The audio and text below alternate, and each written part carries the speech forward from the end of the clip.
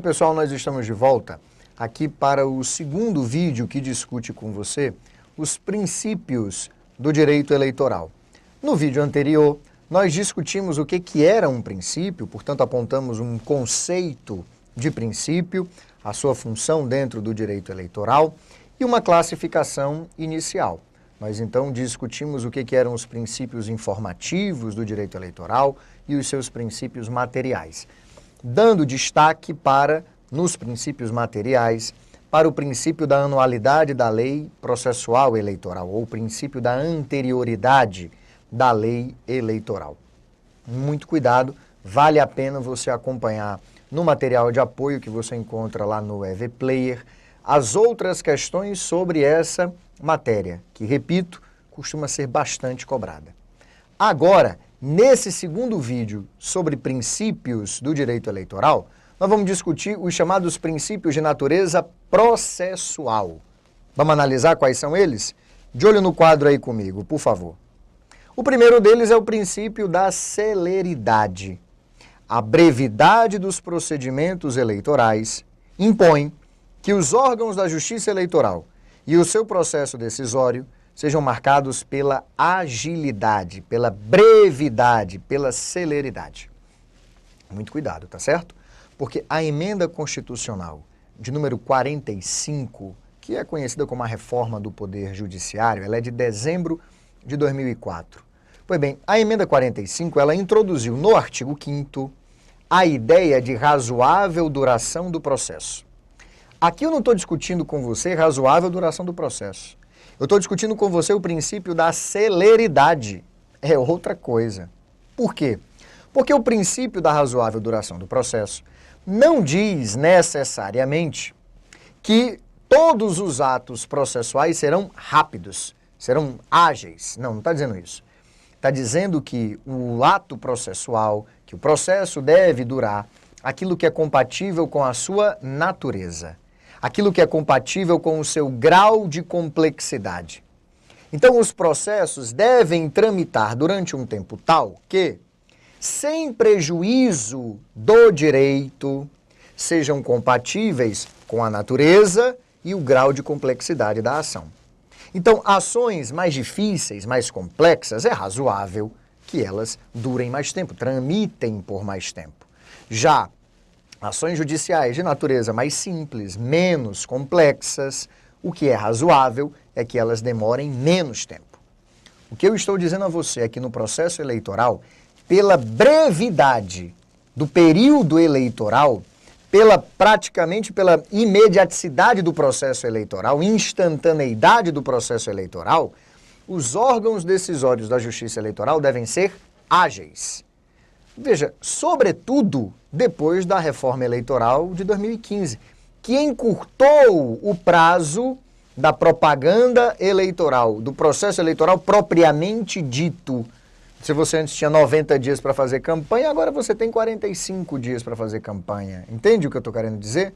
Então, a decisão da Justiça Eleitoral deve vir em um tempo compatível com a brevidade do processo eleitoral. E aqui, ao analisar esse princípio da celeridade, vai uma crítica, por exemplo, à atuação do TSE. O TSE está ferindo o princípio da celeridade, porque até hoje não julgou a prestação de contas da campanha de 2014.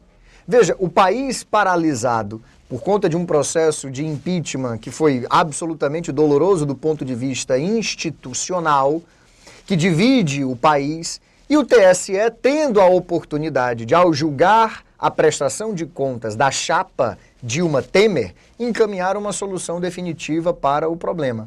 Seja confirmando que não houve caixa 2 na campanha eleitoral, ou confirmando, impugnando o registro da chapa inteira, e aí convocando novas eleições para, através do voto, resolver-se essa crise institucional. Mas não é razoável que nós cheguemos à metade do mandato presidencial sem que essa prestação de contas tenha sido julgada, porque aí fere o exercício do direito. Do que adianta o TSE dizer em 2017 ou em 2018 que a prestação de contas está reprovada? Depois que a chapa vencedora, mediante abuso do poder econômico, corrupção, fraude, já exerceu todo o seu mandato. Não nos vale de mais absolutamente nada. Passa a ser uma decisão inócua, absolutamente inócua. Então, a celeridade aqui está associada à ideia de agilidade do processo decisório da Justiça Eleitoral. Um outro princípio de natureza processual, de olho no quadro, é o princípio da devolutividade dos recursos. O que isso significa? Significa a possibilidade de aplicação imediata das decisões da Justiça Eleitoral. Enquanto a matéria é reexaminada por um outro órgão judicial, pelo órgão judicial recorrido, aquela primeira decisão ela já começa a ser aplicada. Isso está relacionado também, claro, com a celeridade do processo eleitoral. Então, tu imagina, existe uma demanda eleitoral. Alguém sente o direito violado ou ameaçado de ser violado. Provoca a Justiça Eleitoral. A Justiça Eleitoral, chamada a agir, decide. Eu me sinto prejudicado pela decisão, recorro. Veja, se aquela decisão inicial não produzir efeito algum, enquanto eu não tiver uma decisão definitiva da Justiça Eleitoral, corre-se o risco de se passar por todo o processo eleitoral sem que nenhuma decisão do Poder Judiciário seja cumprida. Então, como regra, como princípio, nós temos a ideia de que as decisões, na verdade, de que os recursos da Justiça Eleitoral não cumprem o chamado efeito suspensivo. Recorrer de uma decisão da Justiça Eleitoral não gera por si só, em princípio, a suspensão da primeira decisão, a suspensão da decisão recorrida. Aplica-se, essa é a ideia, aplica-se imediatamente a decisão recorrida, enquanto se examina o recurso que foi encaminhado a um outro órgão judiciário. Esse princípio da devolutividade dos recursos, ele está expresso ao longo da nossa legislação eleitoral.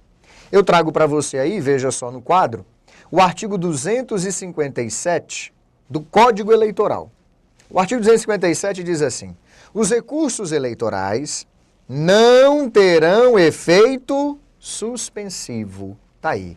Dizer que não terão efeito suspensivo, volta para cá, significa a possibilidade de aplicação imediata da decisão judicial, mesmo enquanto a matéria é reexaminada pelo órgão judicial recorrido. Está aqui, não terão efeito suspensivo. Quer ver mais? Está aí, olha o parágrafo 1º. A execução de qualquer acórdão. Acórdão é decisão do TRE, é decisão também do TSE. A decisão de qualquer acórdão será feita imediatamente. Está aqui. Execução imediata. Através de comunicação por ofício, telegrama ou, em casos especiais, a critério do presidente do tribunal, através de cópia do acórdão. Agora, olha esse parágrafo 2º aí, ó. O recurso ordinário interposto contra a decisão proferida por juiz eleitoral ou TRE, que resulte em cassação de registro da candidatura, afastamento do titular, perda do mandato eletivo, vai ser recebida pelo tribunal competente, TRE ou TSE, com efeito suspensivo. Então, quando nós analisamos aqui, olha, o princípio da devolutividade dos recursos, o que eu estou dizendo para você é que, em princípio, a priori, nós tomamos como referência, como paradigma, de que as decisões da Justiça Eleitoral aplicam-se imediatamente e que recursos não possuem efeito suspensivo. Agora, excepcionalmente, a nossa legislação eleitoral, ela pode criar situações em que recursos passem a ter efeito suspensivo. E ela faz isso algumas vezes, com algumas matérias. Aqui, nesse parágrafo 2º, você tem um dos exemplos disso. Bom, um outro princípio processual do direito eleitoral é o princípio da preclusão. Olha no quadro aí. É a impossibilidade de você, nas fases seguintes do processo eleitoral, impugnar fatos que ocorreram nas fases anteriores. As impugnações e as nulidades devem ser arguídas de maneira imediata. E aqui, repito, nós estamos sempre voltando para o princípio da celeridade do processo eleitoral. O processo eleitoral é curto. Os órgãos da Justiça Eleitoral devem decidir com agilidade. Então você deve colaborar, claro, para que os órgãos da Justiça Eleitoral possam ser ágeis. Uma das formas de colaborar com isso é fazer com que as nulidades e as impugnações sejam arguídas imediatamente, em cada fase do processo eleitoral. Eu não posso chegar a uma nova fase do processo eleitoral e, nesta nova fase, arguir uma nulidade, arguir uma impugnação da fase anterior, porque senão eu estou o tempo inteiro com a possibilidade de rediscutir, de questionar mais uma vez fases anteriores do processo eleitoral. Aí ninguém sai do canto. Fica uma coisa absolutamente insustentável. Então, para dar um exemplo, eu não posso arguir já depois da votação dos candidatos, eu não posso arguir uma nulidade no registro da candidatura. Registro da candidatura tem prazo. Eu respeito estes prazos. Então, se eu tenho como arguir uma nulidade, se eu tenho como arguir um ato qualquer do registro das candidaturas, eu não posso fazer isso nas fases seguintes, por conta aí dessa ideia da preclusão. Veja, na nossa legislação eleitoral, onde é que nós vamos encontrar essa ideia? Vamos encontrar essa ideia, por exemplo, no artigo 259 do Código Eleitoral. Olha o que é que diz aí o artigo 259. Está dizendo o seguinte, que são preclusivos. Está aqui. São preclusivos os prazos para interposição de recurso, salvo quando neste recurso se discutir matéria de natureza constitucional. O recurso, parágrafo único, o recurso em que se discutir matéria constitucional não pode ser interposto, todavia, fora do prazo. Perdido o prazo numa fase própria, só em uma outra fase que se apresentar poderá ser interposto. Então está aqui. São preclusivos os prazos para interposição de recurso. Está aqui, preclusivos. Perdeu o prazo, perdeu com ele o direito de recorrer. Perdeu com ele o direito de arguir aquela nulidade, de arguir aquela impugnação. Porque senão, repito, nós voltaríamos o tempo inteiro para as fases iniciais do processo eleitoral. A gente não conseguiria dar sequência e agilidade ao processo eleitoral. Vamos para mais um princípio de natureza processual. Está aqui, olha. A ideia de responsabilidade solidária entre partidos e candidatos. Pois bem, candidatos e partidos políticos assumem juntos as responsabilidades de natureza administrativa, civil e penal do processo eleitoral. Um bom exemplo disso é a prestação de contas e a responsabilidade solidária. Responsabilidade solidária significa dizer que você pode questionar, que você pode arguir o partido e o candidato juntos, um ou outro, ou os dois juntos. É diferente de uma responsabilidade de natureza subsidiária. Cuidado com essa diferença, hein? Responsabilidade subsidiária significa dizer que eu tenho um responsável e que na impossibilidade de fazê-lo responder pelo ato, eu chego a um terceiro. Esse terceiro tem uma responsabilidade remanescente, é uma responsabilidade que sobra daquele primeiro responsável. Não é este o caso da relação entre candidatos e partidos políticos no processo eleitoral. Candidatos e partidos políticos no processo eleitoral respondem juntos pelos atos que são praticados. A responsabilidade administrativa, civil e penal deles, ela é solidária. Bom, vamos para frente. Mais um princípio processual é o princípio da irrecorribilidade das decisões do TSE. E aqui, antes de detalhar, antes de esmiuçar melhor com você esse tema, eu te chamo a atenção para o seguinte. É um princípio geral, é um princípio de organização do Poder Judiciário, viu? A ideia de irrecorribilidade das decisões dos tribunais. Não estou nem falando só do TSE. Estou falando de irrecorribilidade das decisões dos tribunais. Por uma razão simples. Você pega a estrutura, você pega o organograma do Poder Judiciário e vai ver que na base dessa estrutura você tem os juízes. Os juízes são órgãos individuais, são órgãos monocráticos do Poder Judiciário. Acima dele, só existem órgãos colegiados. Tribunais intermediários, tribunais superiores e o Supremo Tribunal Federal. Entenda. Todos eles possuem uma competência originária, do Supremo Tribunal Federal ao juiz de base. Todos eles podem ser a primeira instância julgadora de um caso determinado de lesão ou ameaça de lesão a direito. O que determina quem dentro daquela estrutura vai ter essa competência originária é a matéria, são as partes, é o local do conflito, enfim. Agora imagine você teve um direito violado, ou tem um direito ameaçado de ser violado. Você se sentiria juridicamente melhor protegido, mais seguro, se a decisão sobre o seu direito partisse de um órgão individual ou de um órgão colegiado? Certamente de um órgão colegiado. É por esta razão que são recorríveis todas as decisões individuais do Poder Judiciário. As decisões monocráticas são todas elas recorríveis. Princípio da recorribilidade das decisões dos juízes, das decisões individuais, das decisões monocráticas. Agora, se a decisão já partiu de um órgão colegiado, aí o princípio se inverte.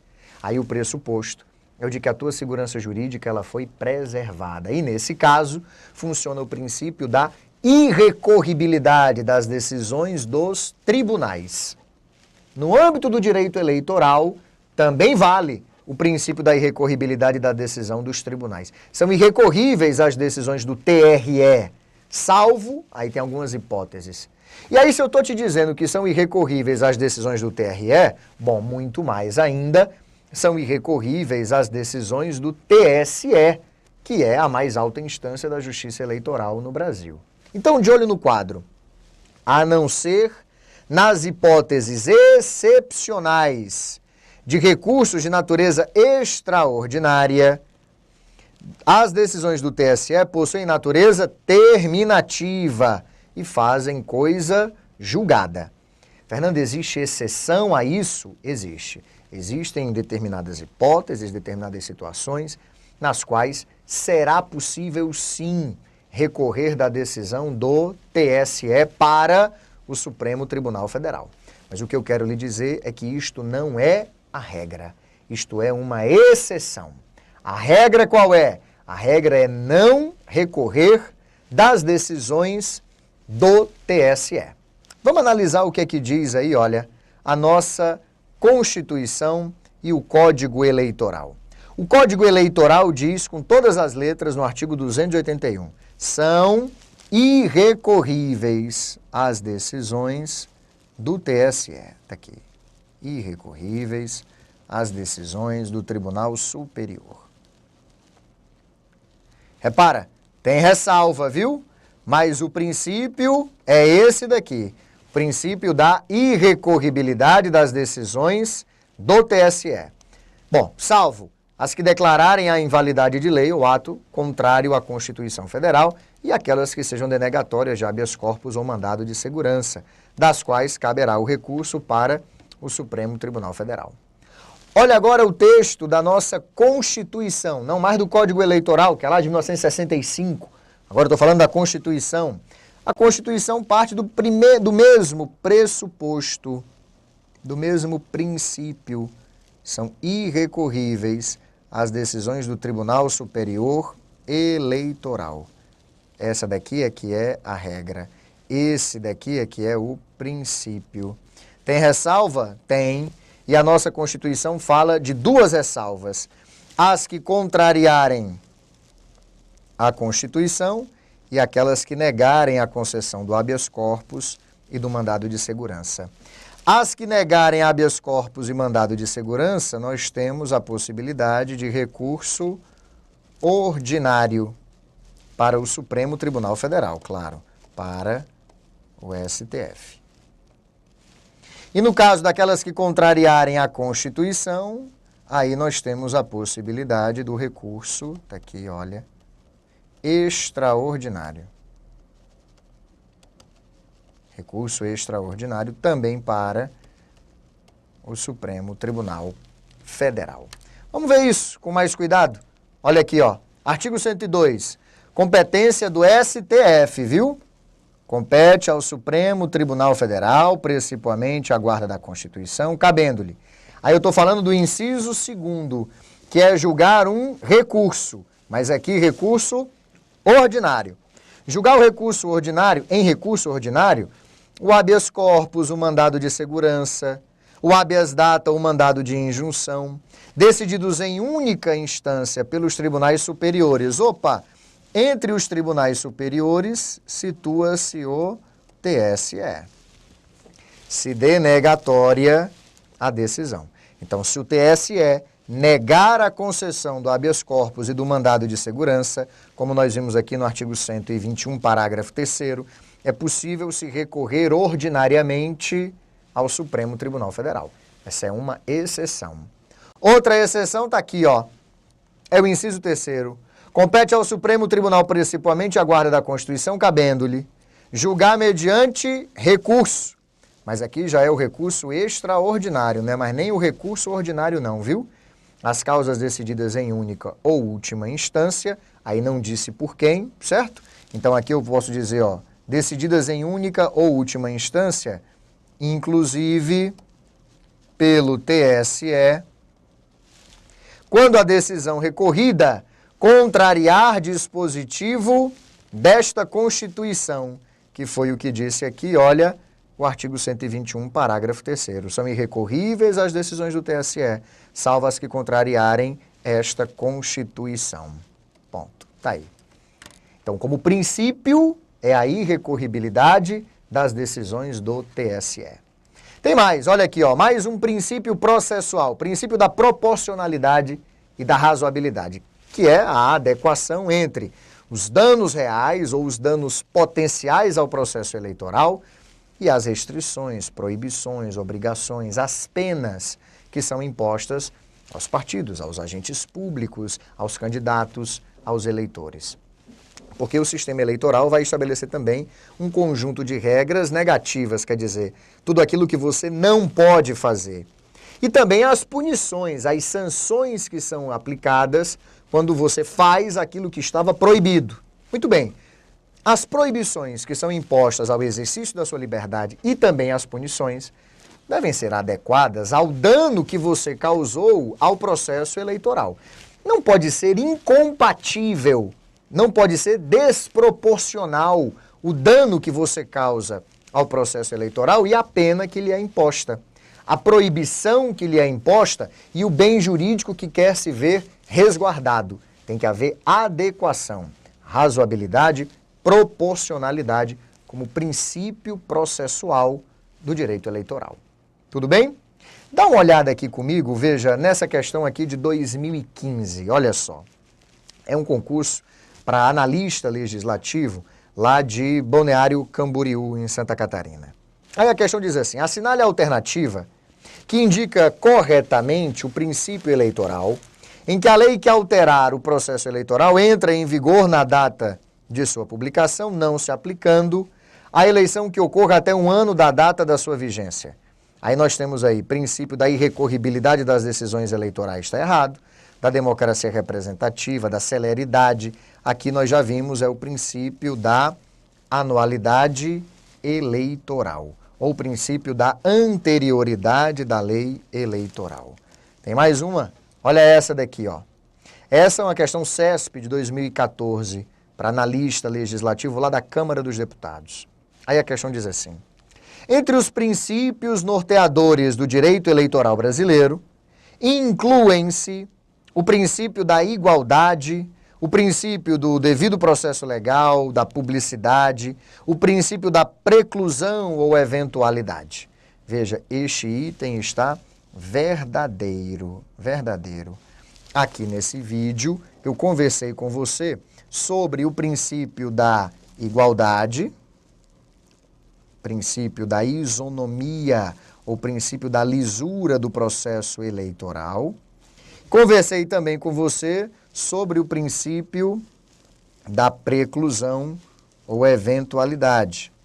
Quer dizer, não se pode arguir impugnações e nulidades de uma fase do processo eleitoral se você já está na fase seguinte. Aí eu estou destacando aqui para você, olha, o princípio do devido processo legal e o princípio da publicidade, que nós não falamos, mas que são sim princípios norteadores do direito eleitoral. Por quê? Porque são princípios norteadores do direito público. Lembre, o direito eleitoral é um ramo do direito público. É um ramo do direito que se norteia pela supremacia do interesse público sobre a autonomia da vontade individual. Então, baseado pelas regras e pelos princípios da administração pública, legalidade, pessoalidade, a moralidade, a eficiência, certo? A impessoalidade, todos eles. E o princípio do devido processo legal. Também no direito eleitoral, ninguém pode ser privado da sua liberdade ou dos seus bens sem o devido processo legal. Então, é verdade o que você tem aí nessa questão CESP de 2014. Repito, no material de apoio você vai encontrar outras questões sobre os princípios do direito eleitoral. E esse material de apoio você encontra lá no EV Player, tudo bem? Bom, aqui nós chegamos então ao fim dessa nossa terceira aula. E nela esgotamos a discussão sobre os princípios norteadores do direito eleitoral. O nosso próximo vídeo, a aula 4 desse nosso primeiro tema, vai discutir com você as fontes do direito eleitoral. Então, dividimos esse assunto em 2 vídeos. O próximo é a primeira parte, a primeira parte da discussão sobre as fontes do direito eleitoral. Até lá, pessoal!